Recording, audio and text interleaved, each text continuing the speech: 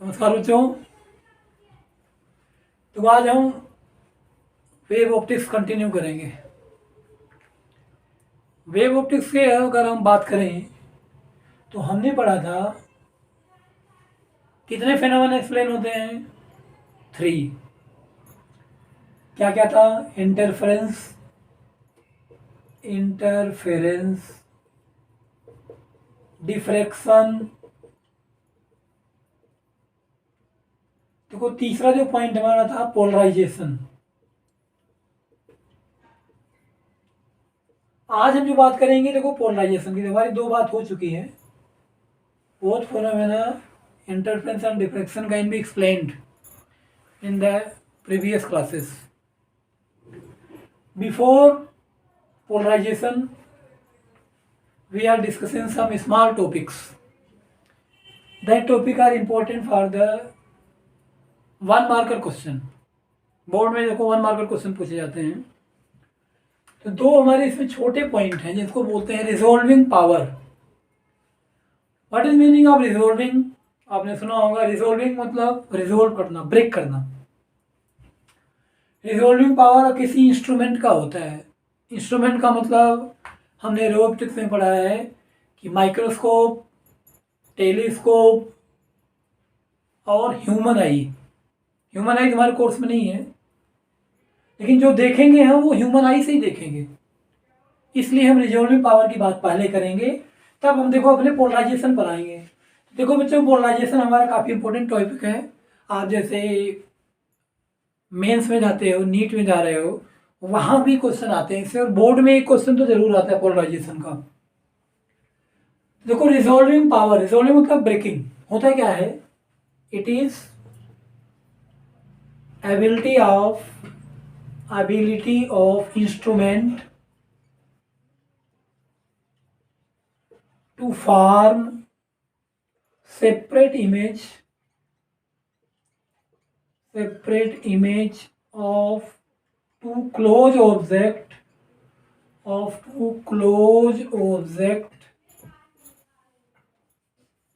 placed in front of the instrument. देखो नाम से पता चल रहा है, मतलब हम 2 ऑब्जेक्ट को कितना पास रखें। देखो 2 ऑब्जेक्ट आप ले लो क्लोज, इनको कितना क्लोज रखो, उनका सेपरेट इमेज जो है फॉर्म बाय द, देखो it is the ability of instrument to form separate image of 2 close object place in front of the instrument. उस इंस्ट्रूमेंट के सामने आप ऑब्जेक्ट को कितना क्लोज रखो, मतलब कितना पास रखो, उनका जो सेपरेट इमेज का फॉर्मेशन हो जाए, इसको हम बोलते हैं रिजोल्विंग पावर। अब एक और होता है हमारे पास भाई, limit of resolution.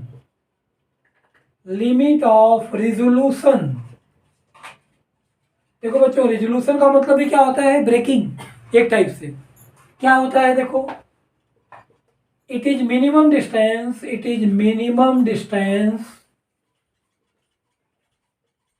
Between two close object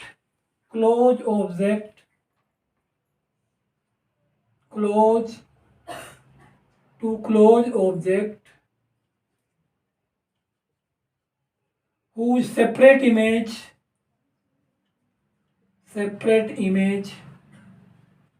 seen by any instrument is called, क्या बोलते हैं? Resolving power. ये देखो, व्हाट इज दिस?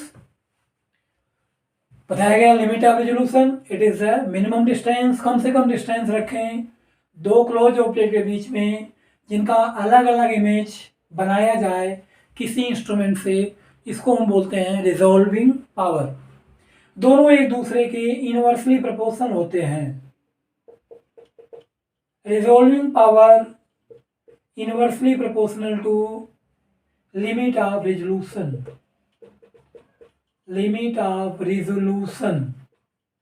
देखो बच्चों, resolving power is inversely proportional to the limit of resolution. Limit of resolution के inversely proportional होगी आपकी रिजोल्विंग पावर। तो देखो हम दो चीज़ पढ़ा हमने, what is the resolving power and what is the limit of resolution. अब हमारे पास दो इंस्ट्रूमेंट हैं, उनके बारे में पढ़ेंगे हम। इंस्ट्रूमेंट कौन से है भाई? एक तो हमारे पास माइक्रोस्कोप है और दूसरा कौन सा है? टेलीस्कोप है। उन दोनों इंस्ट्रूमेंट की बात हम करेंगे। यहाँ तक आपको समझ में आ गया होगा। अब आगे चलो जरा, जैसे अब हम ले लेते हैं रिजोल्विंग पावर ऑफ, सबसे पहले हम ले रहे हैं देखो resolving power of microscope. Microscope तो वही पीछे की डेफिनेशन चलेगी। क्या चलेगी? It is ability of microscope to form separate image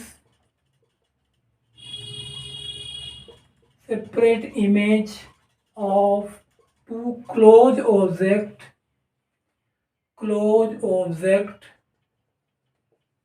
placed in front of microscope। देखो बच्चों, it is ability of microscope to form separate image of two close object place in front of microscope. अब देखो इसका एक formula होता है भाई, resolving power of microscope. देखो बच्चों 2 mu sine theta by lambda. अब देखो साइन थीटा क्या है, आपने पीछे पढ़ा था। ये देखो जब आप माइक्रोस्कोप और टेलीस्कोप की बात करते हो तो we have two convex lens, one is the objective lens and other is the eyepiece lens. तो ये जो एंगल होता है इसको कोन एंगल बोलते हैं। देखो ये एंगल थीटा है आपका, this is the cone angle. Cone shape में बनता है इसलिए कोन एंगल बोलते हैं इसको हम। देखो हाफ कोन एंगल है पूरा ये।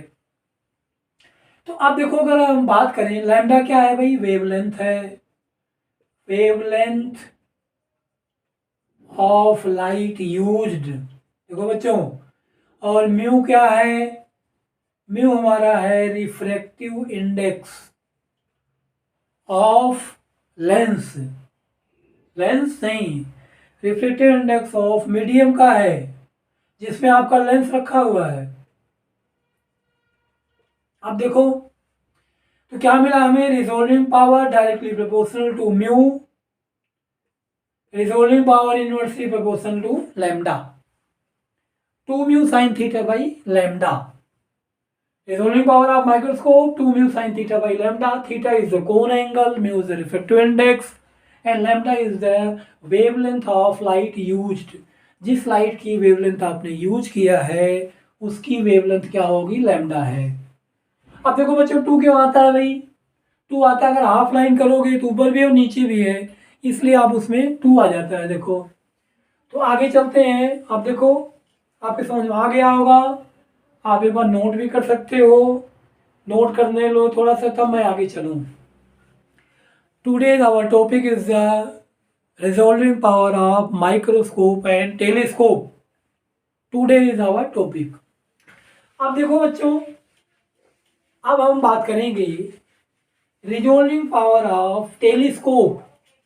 टेलीस्कोप का भी होता है रिजोल्विंग पावर ऑफ टेलीस्कोप। देखो स्टूडेंट, डिफिनेशन सेम चलेगी। It is ability of telescope to form separate image of two close object, separate image of two closed objects placed in front of telescope। देखो भाई, अब अगर हम बात करें, देखो अगर हम थोड़ी सी बात करते हैं, इसका फार्मूला होता है resolving power of telescope d by 1.22 lambda. d क्या है? d इज डायमीटर ऑफ देखो डायमीटर ऑफ ऑब्जेक्टिव लेंस, देखो बच्चों what is D, D is the diameter of objective lens. यहां से क्या हमने देखा, resolving power directly proportional to D, resolving power inversely proportional to lambda. ये देखो दो पॉइंट पर डिपेंड किया है। देखो जो 1.22 है, 1.22 है आई से है। देखो हमारी जो आइरिस, ह्यूमन के आई की आइरिस होती है वहाँ से उसका रिलेशन है। तो 0.61 आता है और उसका जब डबल करते हैं तो 0.6, जब आप डबल करते हो तो 1.22 आ जाता है। तो वहाँ से रिलेशन है, कॉन्स्टेंट है वो। तो रिजॉल्विंग पावर की बात हमने की, आपके समझ में आया होगा। हमारा एक क्वेश्चन आता है कंसेप्चुअल क्वेश्चन। जैसे ही मैंने क्वेश्चन ले लिया भाई, आपके सामने मैंने एक क्वेश्चन दे दिया, चलो आप नोट कर लिए होगे।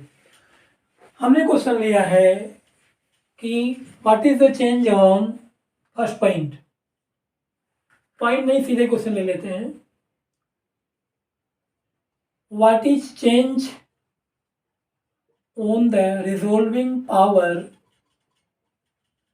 What is the change on resolving power of microscope if, पहला पॉइंट,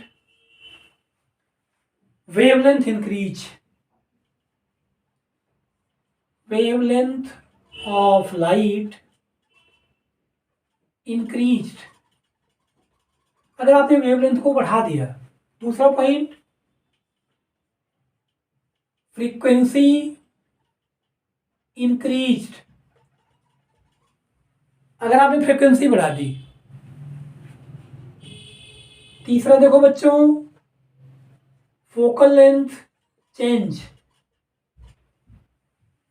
हमारा क्वेश्चन है what is the change on the resolving power, resolving power में क्या चेंज आएगा, रिजॉल्विंग पावर पर क्या इफेक्ट पड़ेगा अगर हम माइक्रोस्कोप के इन पैरामीटर को चेंज करते हैं।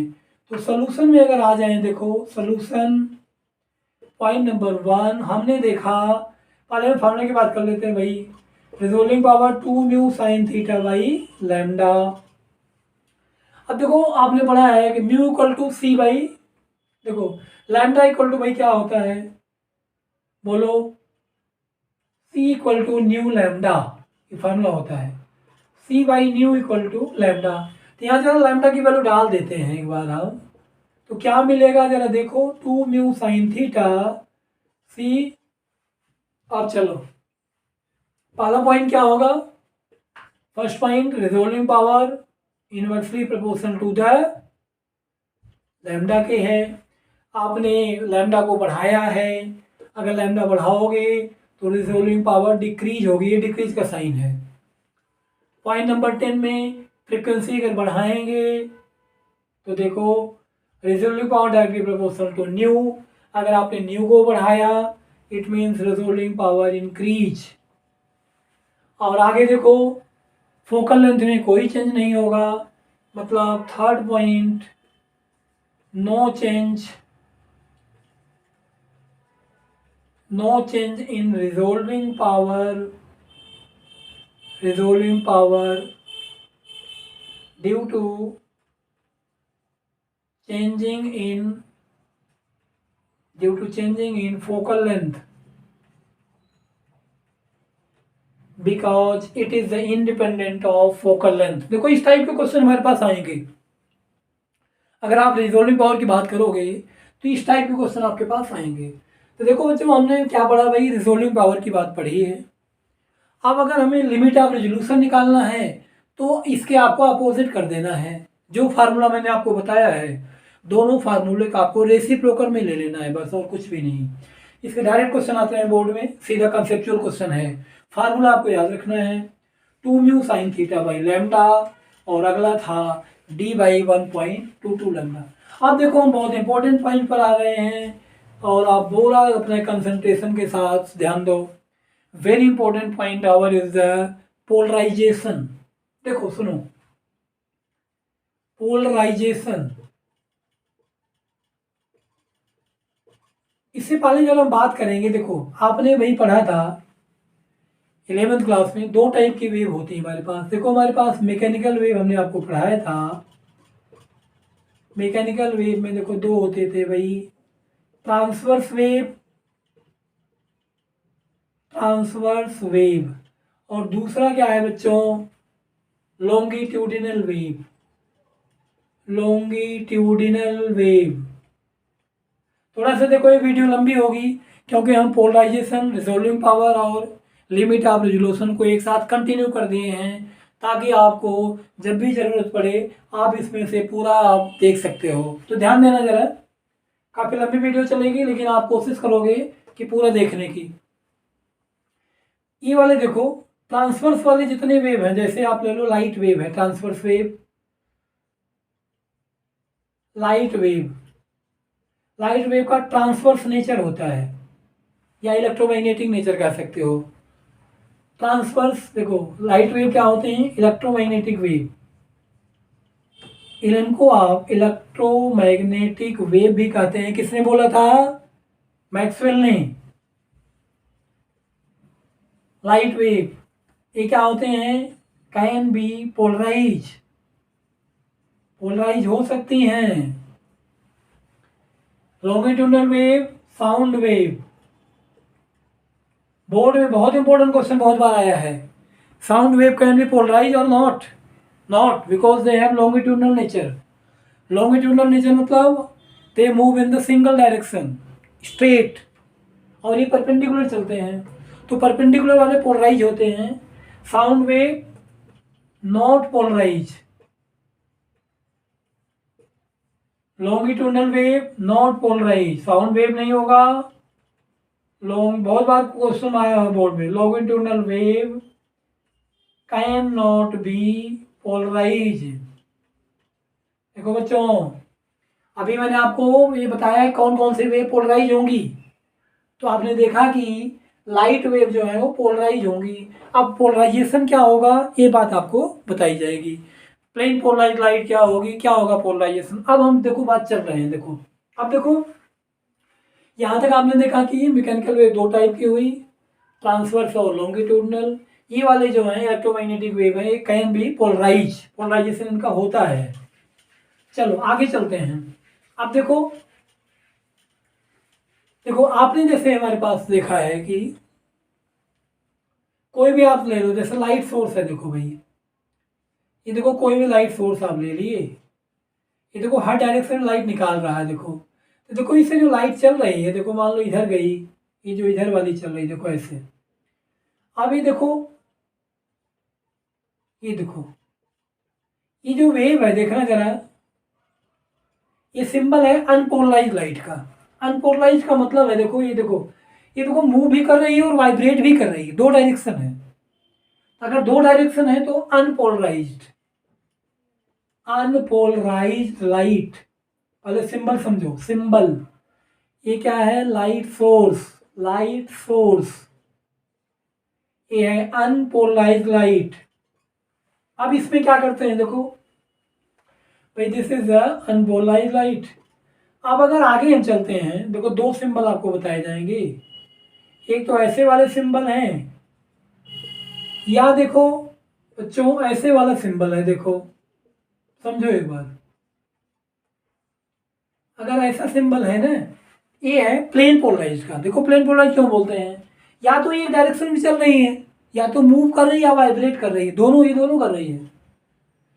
It means if light have two direction, source light, light emitted by the source having two direction, that is called unpolarized light, and this is a single direction, either vibration or motion, then that light is the plane polarized।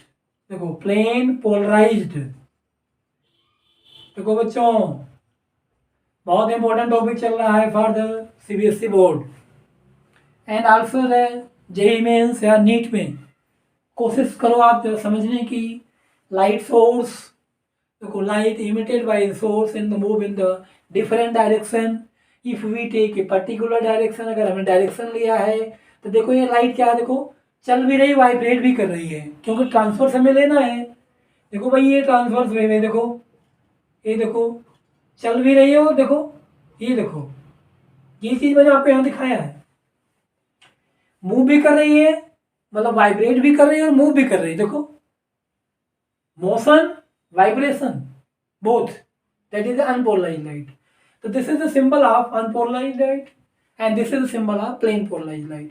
अब हम plane polarise बनाएंगे कैसे, उसके लिए आपको बातें बताई जाएंगी। तो पहले पोलराइजेशन क्या है ये आपको मैंने बताया नहीं, अभी आपको बताया गया है। हमने अभी क्या देखा, this is the unpolarised light. Unpolarised light मतलब movement of light, motion of light in the different direction emitted by the source. अगर आपकी लाइट डिफरेंट डायरेक्शन मूव कर रही सोर्स से इमिशन के बाद, that is the unpolarised light.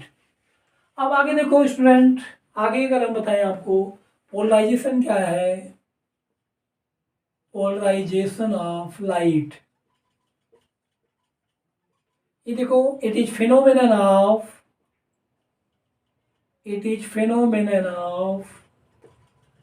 restricting the vibration of light, देखो restricting the vibration of light in a single plane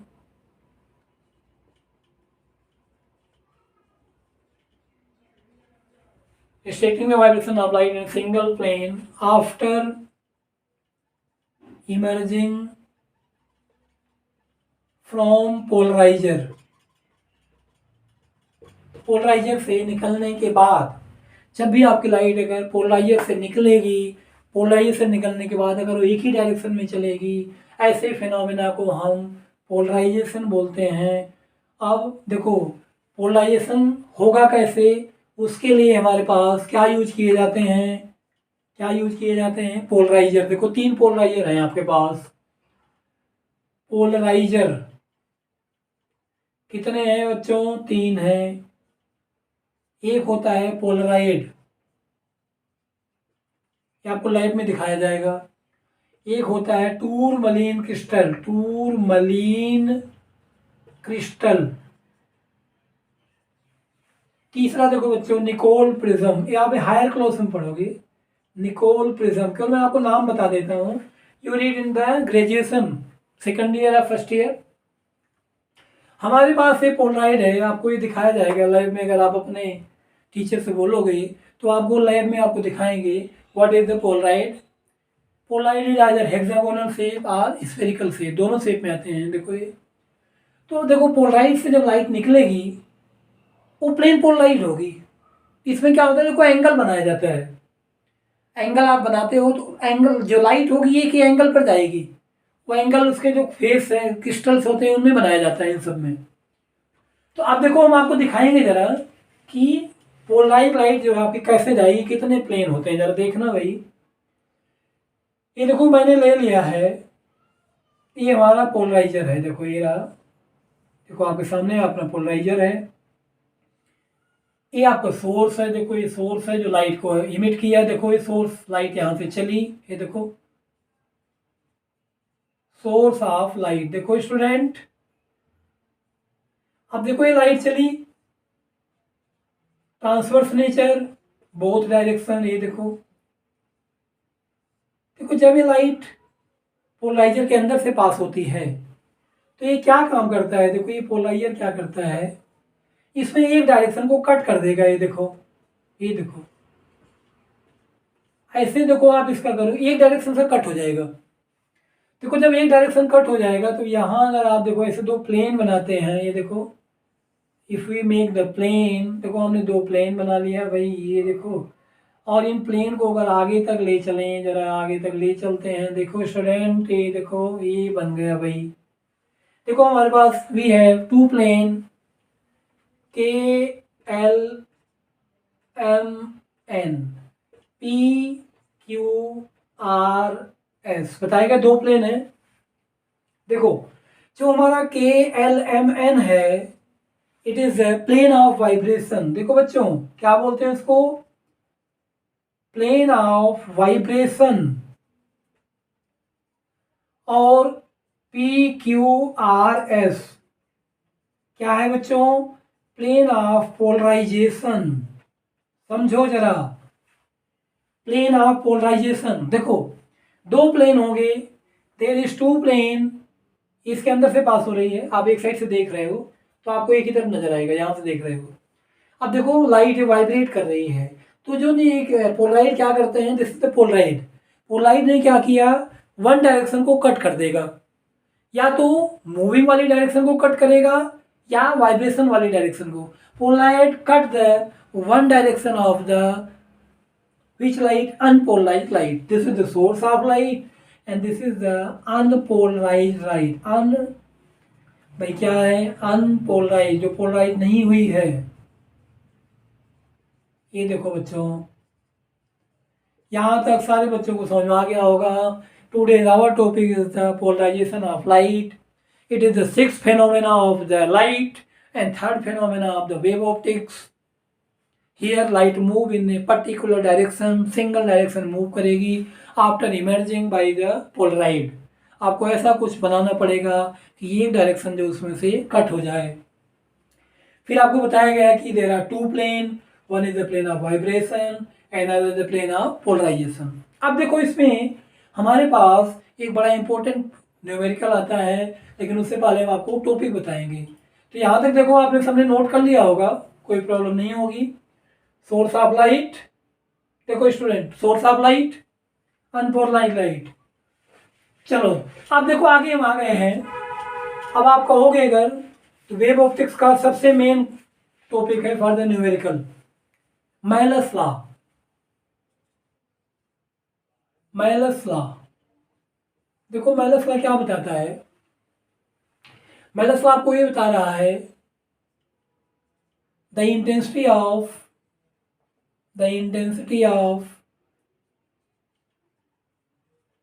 light, देखो the intensity of light emitted by analyzer, intensity of light emitted by analyzer is directly proportional to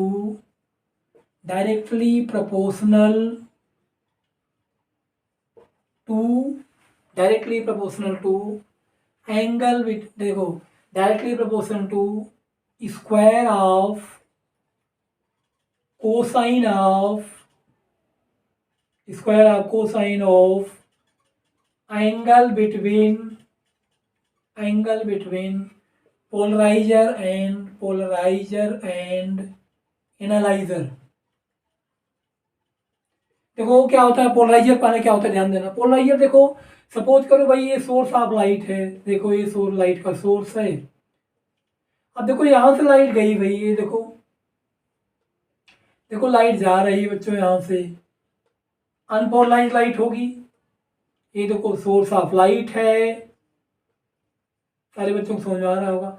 अब यहाँ आप एक Polaroid लगा दिए, देखो ऐसे ही पोलराइड है, ये देखो। अब देखो जो लाइट यहाँ से निकली, देखो ये पोलराइड है, और एक यहाँ और लगा दिया आपने, ये देखो जरा, उसने ये बताया। अब देखो ये पोलराइजर है, this is the polariser and this is the analyser. देखो जो यहाँ से आप देख रहे हो, देखो जो ऑब्जर्वर की तरफ है वो एनालाइजर होगा, याद करना। जो सोर्स की तरफ होगा वो पोलराइजर है। पोलराइजर, एनालाइजर, ये दोनों सेम है। आप यहां से देखो ऐसे घुमाकर देखते हैं, उसने ये बताया कि जो लाइट यहां से निकलेगी, देखो ये देखो प्लेन पोलराइज होगी भाई। जो लाइट यहां से निकल रही है ये वाली, इसकी जो इंटेंसिटी होगी ये डायरेक्टली प्रोपोर्शनल होगी इन दोनों के बीच के एंगल के कोसाइन के। I proportional to cos square theta, I equal to I naught cos square theta, where I naught is maximum intensity. देखो बच्चों क्या है, मैक्सिमम इंटेंसिटी, ध्यान देना। I naught is maximum intensity, theta is angle between polariser and analyser. अब देखो if theta is 0, I equal to I naught maximum. देखो बच्चों maximum. If theta is 90, I is 0, minimum। ये देखो मिनिमम है। अब अगर इसका आप ग्राफ बनाते हो, देखो इसका ग्राफ कैसे बनता है जरा देखना भाई। 0 एंगल ले लो 90, 180, 270 और 360। देखो 0 फिर 90 पर मैक्स, ये देखो, फिर ये देखो, फिर ये देखो, ये देखो, ये रहा भाई। इधर आई है, इधर थीटा है। What is theta? Angle of rotation. देखो बच्चों, आई क्या है बोलो? इंटेंसिटी। देखो बच्चों समझ में आ गया होगा।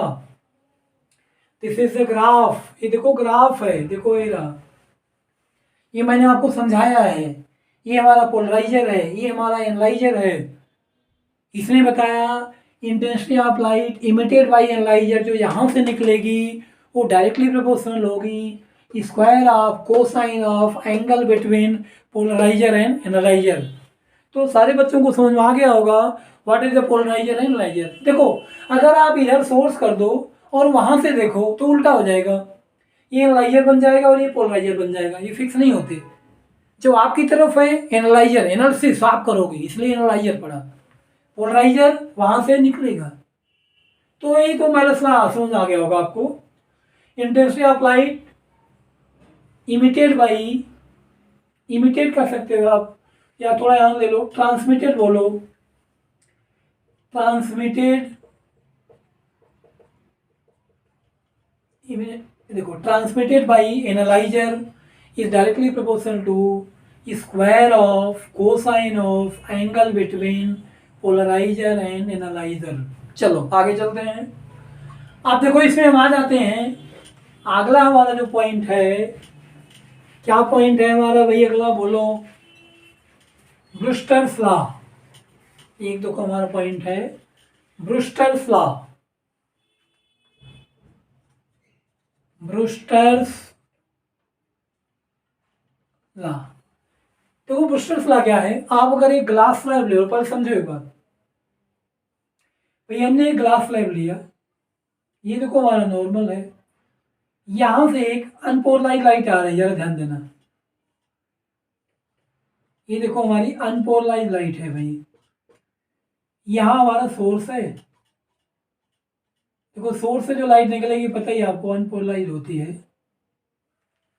अब देखो जब लाइट यहां पर आई है, ये लाइट दो पार्ट में डिवाइड होती है, कुछ तो यहाँ जाती है और कुछ यहाँ जाती है। देखो ऐसे इनके बीच का जो एंगल है वो 90 डिग्री का एंगल होता है। देखो तो देखो जो यहाँ लाइट जाती है ये वाली, ये और ये वाली देखो थोड़ा सा, ये देखो मतलब when this light incident on the glass surface split into two part, one part is the refracted। देखो जो रिफ्लेक्टेड पार्ट होता है ये वाला आपका है, ये पार्शियली पोलराइज होता है, रिफ्लेक्टेड। ये देखो कुछ पार्ट क्या है? रिफ्लेक्टेड है, मतलब ये पार्ट आपका ऐसा रिफ्लेक्टेड है। देखो रिफ्लेक्टेड, ये वाला जो पार्ट क्या है बच्चों? रिफ्रैक्टेड। देखो ये दोनों क्या है? ये थोड़ा प्लेन पोलराइज होता है और ये पार्शियली पोलराइज होता है, ये वाला। इनके बीच का एंगल 90 होता है। अगर ये हमारा है angle IP, angle of polarisation, ये वाला बच्चों आर ले लो, इसको हम ले लेते हैं आर डैश। तो देखो ये बताया क्या इसने, एक बार नाम डाल देते हैं जरा। देखो ए ओ बी और यहाँ सी डाल दो जरा। देखो और इधर हम डाल देते हैं बच्चों एक्स। ये देखो एक्स हो गया। तो अगर आप देखो इसने बताया क्या, ये है हमारा व्हाट इज दिस, ये देखो सोर्स ऑफ लाइट है। सोर्स ऑफ लाइट बच्चों क्या है? Source of light. ये देखो अनपोलराइज लाइट, पता ही आपको, सिंबल बताया गया अनपोलराइज लाइट। देखो बच्चों ये देखो इसमें कुछ रिफ्लेक्ट होती है, कुछ रिफ्लेक्ट होती है, दोनों के बीच का एंगल कितना है? 90 डिग्री है। अगर हम इस एंगल की बात करें तो 90 माइनस आर डैश, अगर हम इस एंगल की बात करें तो 90 माइनस आर, क्योंकि पूरा 90 होता है। अब देखो इसने बताया क्या, इसने बताया कि जो रिफ्लेक्टिव इंडेक्स है, देखो थोड़ा ऐसे लिख लो, when any unpolarized light incident on refracting surface, the refractive index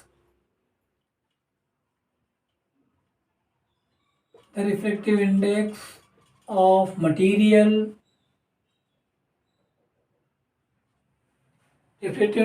material is equal to tangent of angle of polarization। देखो बच्चों, tangent of angle of polarization mu equal to tan IP। ये देखो mu equal to tan IP। Mu क्या है भाई, क्या है mu? Refractive index है। देखो रिफ्रैक्टिव इंडेक्स। आगे बच्चों आईपी क्या है? आईपी को बोलते हैं एंगल ऑफ पोलराइजेशन, या एक नाम और है बच्चों ब्रूस्टर्स एंगल। क्या बोलते हैं? Brewster's, BREWSTE, Brewster's angle. देखो ब्रूस्टर के नाम पर इसका पड़ गया है ब्रूस्टर्स एंगल। अब how you prove mu is tan IP? तो ब्रूस्टर का समझ आ गया होगा। When any unpolarized light incident on the reflecting surface, the refractive index of material, जो भी इसका refractive index of material, किसका? देखो मटेरियल ऑफ सरफेस बोल दो। refractive index of material of surface is equal to tangent of angle of polarization। जो इस surface का रिफ्लेक्टिव इंडेक्स होगा जहां वो इंसिडेंट होगी, इसका जो म्यू होगा tan ऑफ दिस के इक्वल होगा। तो जरा कैसे करते हैं देखना जरा। देखो एंगल BOC इज 90 डिग्री। देखो BOC 90 डिग्री है। BOC में दो पार्ट हैं, angle BOX plus angle XOC। देखो BOX कितना है? 90 माइनस R है। देखो 90 माइनस R डैश 90 काट देते हैं बच्चों, क्या मिला? 90 minus R is R dash equation number 1। अब आपको क्या लगाना है? By Snell's law. देखो बच्चों mu equal to sine IP by sine R dash. देखो बच्चों साइन R डैश की वैल्यू डाल देते हैं, mu equal to sine IP by sine 90 minus R। अब देखो बच्चों sine 90 minus theta cos R equal to IP by law of reflection. तो क्या मिला? Sign IP by cos IP that is tan IP। Mu is tan IP। क्या मिल गया? देखो reflective index just equal to the reflective index of tangent of, देखो क्या होता है? Tangent of angle of polarisation. तो reflective index just equal to the tangent of angle of polarisation. This is called, क्या बोलते हैं बच्चों इसको बोलते हैं ब्रूस्टर्स लॉ। देखो आपको दो लॉ बताए गए इसमें। One is the Malus law. Formula of Malus law is I equal to I naught cos square theta. और यहाँ क्या था? Mu equal to tan IP। ठीक है, अब देखो आगे हम चलते हैं, जरा देखना भाई हमारा इसमें एक टॉपिक है। क्या टॉपिक है जरा देखो, एक्सपेरिमेंटल डिमोन्स्ट्रेशन ऑफ। जरा देखो क्या है, ये है, लिखो experimental demonstration of transverse nature of light. देखो बच्चों experimental demonstration of transverse nature of light. कैसे? जरा देखना। आपको क्या करना है भाई, यहाँ दो डायग्राम बनेंगे, जरा ध्यान देना। डायरेक्ट क्वेश्चन है, ये देखो हमारा सोर्स ऑफ लाइट है, थोड़ा ये माइनस बराबर बेस है। देखो ये सोर्स ऑफ लाइट हो गया, ये देखो बच्चों भाई आ गया सोर्स ऑफ लाइट। देखो अब देखो सोर्स ऑफ लाइट से भाई आपकी इंसिडेंट रे अनपोलराइज लाइट गई। अब अगर हम यहाँ देखो क्या करते हैं, अनपोलराइज मतलब वाइब्रेशन एंड मोशन आल्सो। यहाँ आपको एक पोलराइजर लगाना है बच्चों, ये देखो पोलराइजर लगाना है, ये लगा दिया हमने। आप देखो यहाँ से जो लाइट निकलेगी ये देखो बच्चों क्या होगी, प्लेन पोलराइज होगी। क्या होगी, प्लेन पोलराइज्ड। एक पोलराइजर और लगा देते हैं, ये देखो लगा दिए, दोनों पैरेलल हैं, यहाँ से देखते हैं तो लाइट यहाँ मिली हमें। ये देखो हमारी आइज है, यहाँ अपनी आइज कर लो, यहाँ से देख रहे हो आप। ये देखो आपका क्या है, आई, ये हमारा आई है। यहाँ आप लिखोगे लाइट पास हुई, देखो लाइट पास, ये कौन सी है भाई, प्लेन पोलराइज्ड। देखो बच्चों plane polarised. What is this बच्चों, सोर्स ऑफ लाइट। देखो सोर्स ऑफ लाइट। ये देखो बच्चों क्या है, अनपोलराइज्ड लाइट। समझ में आ गया होगा। आगे वाले का नाम चलो कौन बताएगा, मैं ही बता देता हूँ, पोलराइजर। यहाँ नाम बोलो एनालाइजर। देखो बच्चों एनालाइजर। अब देखो अगर ये दोनों पैरेलल हैं, एक बताता क्या है, experimental demonstration of transverse nature of light. If polariser and analyser are parallel then light are passed. अगर इनको हम थोड़ा सा घुमा देते हैं 90 डिग्री पर, तब देखो जरा इधर आ जाओ, एक डायग्राम और बनाना पड़ेगा आपको। भाई ये गई लाइट हमारी, ये देखो, ये देखो। अब पहला में तो कोई चेंज है नहीं, सेम चलेगा। ये देखो भाई लाइट यहाँ पास होगी, यहाँ तक तो पास हो रही है।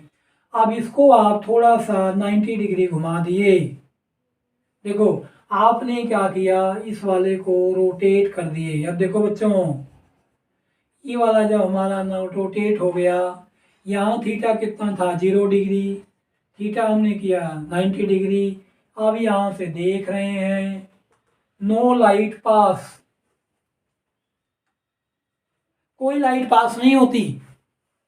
If we rotate the analyser by 90 degree angle then no light pass from the analyzer. It means when both are parallel to each other the light will be passed from the analyzer, but intensity of light becomes weak and weak होती जाएगी। हम आपको question समझाएंगे कि कितना आपका week होगी, मतलब इट मीन्स जो इंटेंसिटी होगी। देखो आप इसका एक्सपेरिमेंट करोगे अपने क्लास में, आप देखो ऐसे घुमाते हैं, तो अगर आप सन की तरफ देखो, जैसे बल्ब की तरफ आप देख रहे हो, तो एक बार आपको एकदम डार्क सा नजर आएगा। वही जब इनके बीच में 90, जहाँ जहाँ कोस की वैल्यू 0 होती होगी, उस एंगल पर जब आप एनालाइजर को लाओगे तो आपको एकदम 0 नजर आएगा, कुछ भी डार्क नजर आएगा आपके सामने, एकदम डार्क नजर आएगा। आप जब अपने टीचर से बोलोगे सर हमें पोलराइट देखना है, 2 पोलराइट लेना है आपको, एक सोर्स की तरफ करना है और एक अपनी तरफ आँख की तरफ करना है। तो अब देखो इसका मतलब क्या मिला, फ्रॉम दिस एक्सपेरिमेंट वी सी, ये सेम चीज़ें हैं। अनपोलराइज्ड लाइट, भाई ये सोर्स ऑफ लाइट वही है, देखो सोर्स ऑफ लाइट पीछे वाली बात है, ऊपर वाली ये दिस इज द पोलराइजर। देखो बच्चों ये वाला एनालाइजर, ये देखो। From this experiment we see that light है ट्रांसवर्स नेचर। अब तक तो आपने वैसे पढ़ा था, देखो आप प्रैक्टिकली भी देख लिए कि जो लाइट का नेचर है वो ट्रांसवर्स नेचर होता है। चलो अब आगे चलते हैं हम। इसमें हमारा एक पॉइंट है इसमें, polarisation by scattering. Polarisation by scattering. आप देखो हम पूरा, थोड़ी वीडियो लंबी होगी लेकिन आपको लास्ट तक देखना है, ताकि पोलराइजेशन को हम कवर कर रहे हैं, बड़ा मेन टॉपिक है। अगर हम वेव ऑप्टिक्स की बात करें तो हमारा 9 मार्क्स का जो चैप्टर है केवल 3 फिनोमेना को ले रहा है। रे ऑप्टिक्स तो काफ़ी ज़्यादा लंबा है, 3 फिनोमेना ले रहा है, तीनों छोटे छोटे हैं। तो हम जो थर्ड पोलराइजेशन डिस्कस कर रहे हैं, ये वीडियो लंबी होगी लेकिन आप लास्ट तक बने रहो। अब देखो पोलराइजेशन बाई स्कैटरिंग। स्कैटरिंग का नाम आपने सबने सुना होगा, लॉर्ड रेले, साइंटिस्ट का नाम था लॉर्ड रेले, 10th में भी पढ़े थे।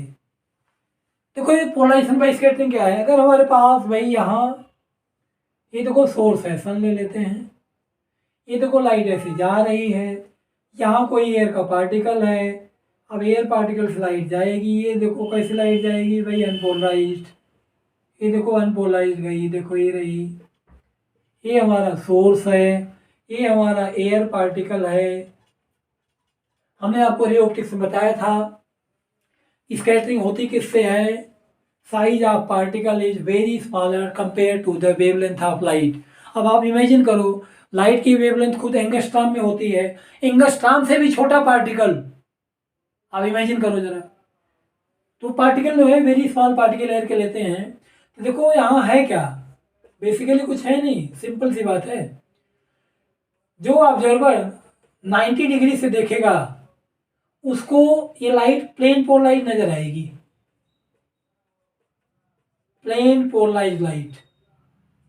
ध्यान दो कैसी लाइट बच्चों, plane polarised.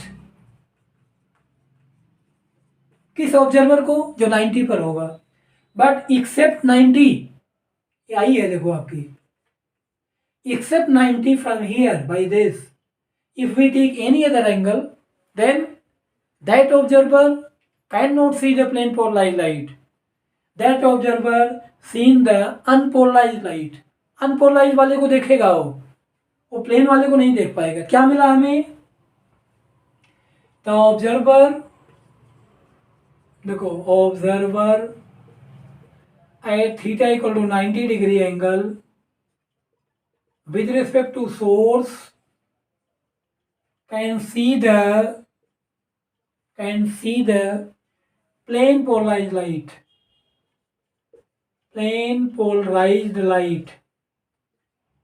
and any other observer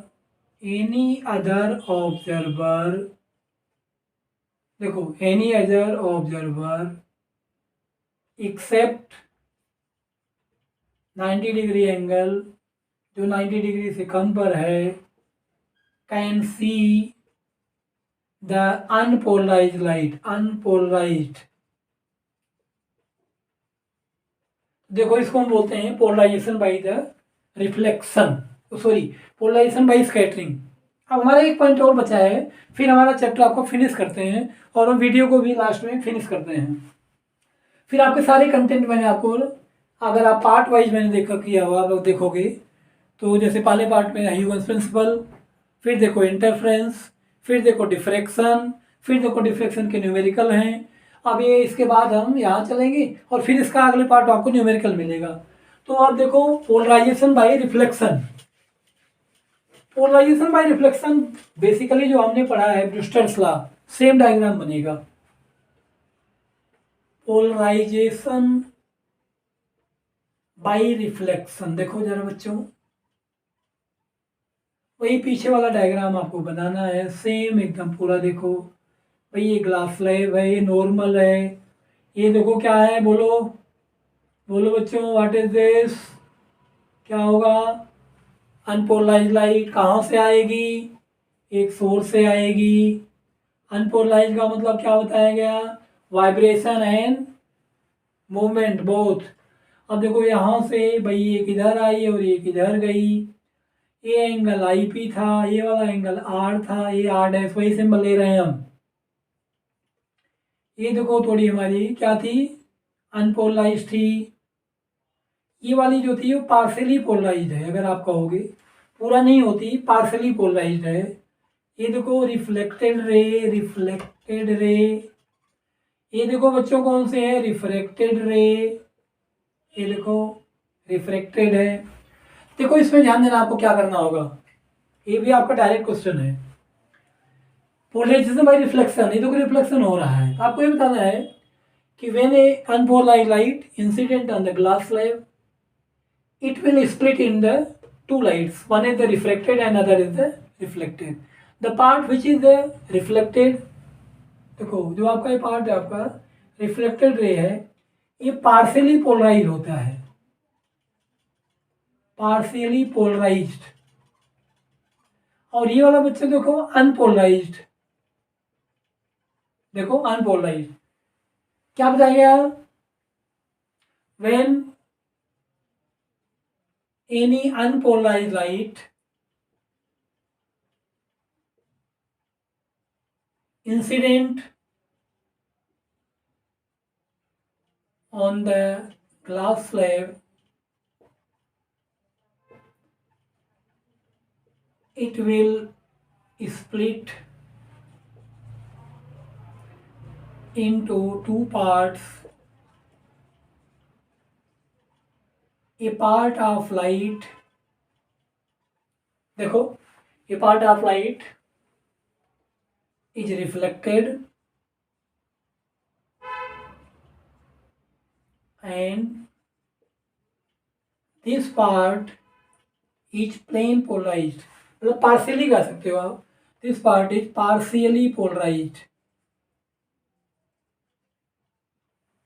कैसा आप कह सकते हो, यहाँ प्लेन पोलराइज बोल दो आप, देखो plane polarised, plane polarised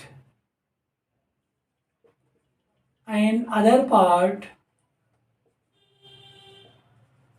which is refracted is partially polarized। देखो एंगल बिटवीन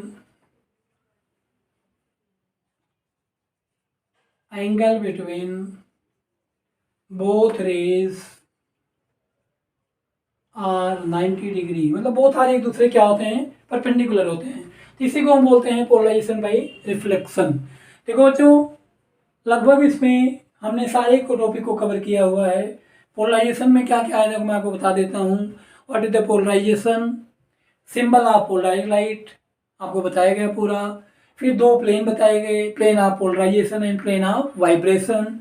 फिर देखो हमने पढ़ा Malus law, Brewster's law, polarisation by scattering, polarisation by reflection, फिर पोलराइट के एग्जाम्पल बताए गए। तो जो हमारा चैप्टर जो हमने फिनिश किया हुआ है, अब हम नेक्स्ट वीडियो में आपको इसके न्यूमेरिकल के साथ मिलेंगे। Thank you.